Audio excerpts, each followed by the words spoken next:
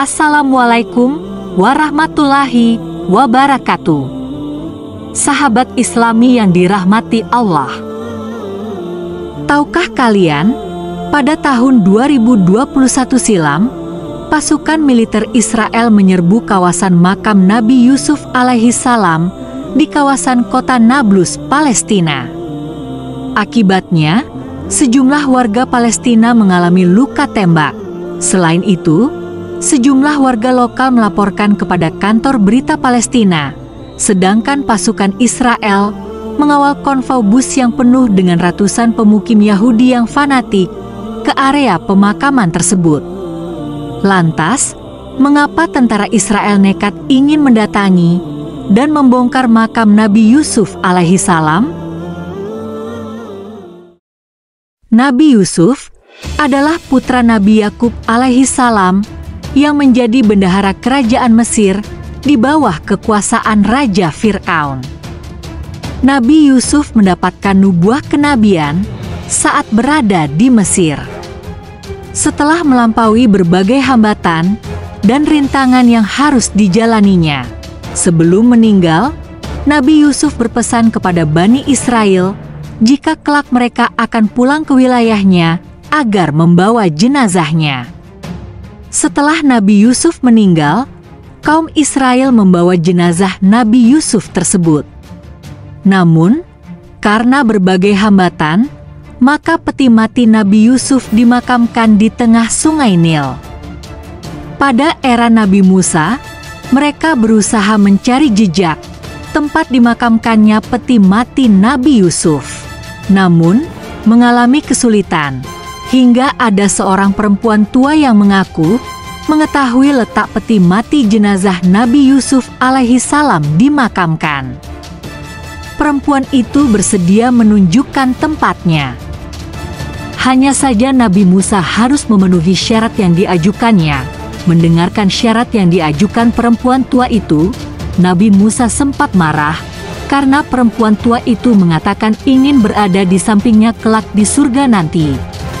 Karena keinginannya untuk membawa peti mati jenazah Nabi Yusuf, akhirnya Nabi Musa, atas izin Allah, menyetujui syarat yang diajukan perempuan tua itu. Setelah menunjukkan tempat makam peti mati Nabi Yusuf, lantas Nabi Musa membongkarnya, dan peti mati itu dibawa ke Palestina untuk dikuburkan kembali. Setelah ratusan tahun berlalu, hingga kini tidak diketahui pasti di mana sesungguhnya letak makam Nabi Yusuf. Bangsa Yahudi terus berusaha mencari letak makam Nabi Yusuf dengan mengerahkan seluruh daya dan upayanya.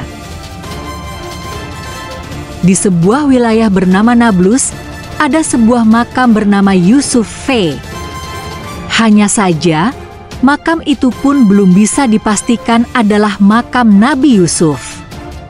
Kaum Muslim mengklaim bahwa makam tersebut bukanlah makam Nabi Yusuf yang dimaksud, melainkan makam dari tokoh Muslim yang saleh, yang kebetulan namanya juga Yusuf. Kendati demikian, bangsa Yahudi tetap berupaya membongkar makam tersebut. Meski para arkeolog meyakinkan bahwa makam tersebut berusia ratusan tahun, belum ribuan tahun.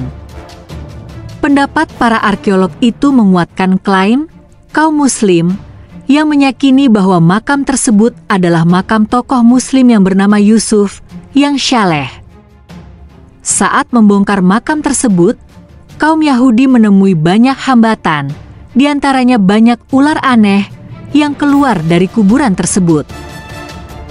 Lalu, mengapa bangsa Yahudi bersikeras ingin membongkar makam Nabi Yusuf? Menurut pendapat sejarawan, bahwa dengan membongkar makam Nabi Yusuf, kaum Yahudi akan mendapatkan kekuatan sihir yang luar biasa untuk menguasai dunia. Ternyata, bukan hanya makam Nabi Yusuf yang ingin dibongkarnya, makam Nabi Sulaiman pun juga berupaya dibongkar paksa. Kaum Yahudi meyakini bahwa dengan membongkar makam Nabi Sulaiman, maka mereka akan mendapatkan harta kekayaan yang akan membuatnya menguasai dunia. Seperti dikisahkan, bahwa Nabi Sulaiman merupakan seorang raja yang kekuasaannya hampir meliputi seluruh dunia. Bahkan, jin dan binatang biasa sekalipun berada dalam genggamannya. Pada saat kejadian penyerangan militer Israel terhadap makam Nabi Yusuf, hal ini mengakibatkan bentrokan terhadap warga penduduk Palestina. Tentara Israel kemudian menembaki warga Palestina yang memprotes dan berusaha memblokir akses pemukim Yahudi memasuki area makam. Warga Palestina banyak yang mengalami luka-luka karena terkena peluru baja berlapis karet serta terkena serangan gas air mata. Pemukim Yahudi memang sering memasuki area pemakaman yang terletak di daerah padat penduduk Palestina di Nablus ini.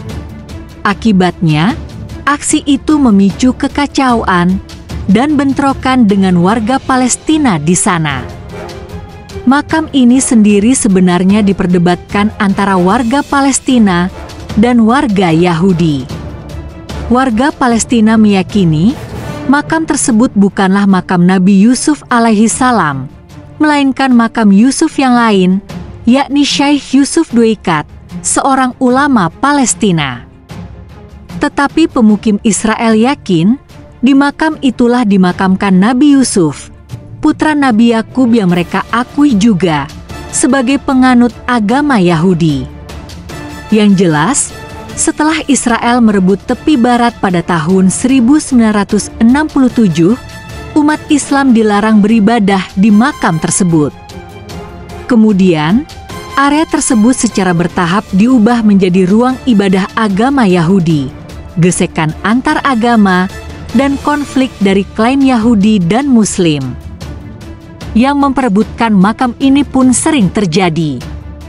Meski berada di bawah yurisdiksi Otoritas Nasional Palestina, setelah penandatanganan kesepakatan Oslo, namun wilayah itu tetap di bawah penjagaan pasukan keamanan Israel dan umat Islam dilarang berdoa di sana.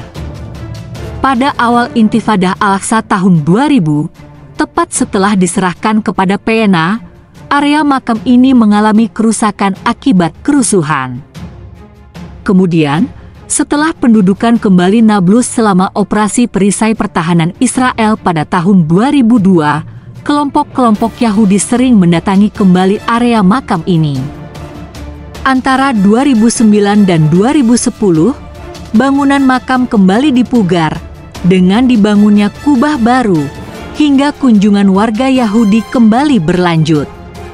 Tak ada data pasti tentang lokasi di mana sebenarnya makam Nabi Yusuf alaihi salam. Selain studi sejarawan dan arkeolog yang menyatakan bahwa makam Nabi Yusuf alaihi salam ada di kota Nablus, Palestina Utara. Hal ini juga ada dua pendapat lainnya, yaitu di Masjid Ibrahimi di kota Hebron, yang juga menjadi makam Nabi Ibrahim. Area makam ini juga dikuasai Israel, sedangkan pendapat ketiga menyatakan makam Nabi Yusuf ada di Mesir. Hal ini berdasarkan penemuan mumi pada tahun 1989 oleh seorang peneliti arkeologi di Mesir. Mumi itu diindikasikan adalah Nabi Yusuf alaihi salam. Sesungguhnya Allah Subhanahu wa Ta'ala akan melaknat orang-orang yang berbuat musyrik dan memusuhi orang-orang yang beriman. Sungguh azab Allah begitu nyata. Pasti akan engkau dapati orang yang paling keras permusuhannya terhadap orang-orang yang beriman, yaitu orang-orang Yahudi dan orang-orang musyrik. Pasti akan engkau dapati pula orang yang paling dekat persahabatannya dengan orang-orang yang beriman, yaitu orang-orang yang berkata, "Sesungguhnya kami adalah orang Nasrani." Hal itu karena di antara mereka terdapat para pendeta dan rahib, juga karena mereka tidak menyombongkan diri Al-Quran Surat Al-Maidah ayat 82. Wallahualam bisawaf. Terima kasih buat Sobat Sains Islami yang telah menonton video ini hingga selesai. Jangan lupa like dan subscribe channel ini agar channel ini terus memberikan informasi yang bermanfaat, menambah banyak wawasan, serta menayangkan video menarik lainnya. Wassalamualaikum warahmatullahi wabarakatuh.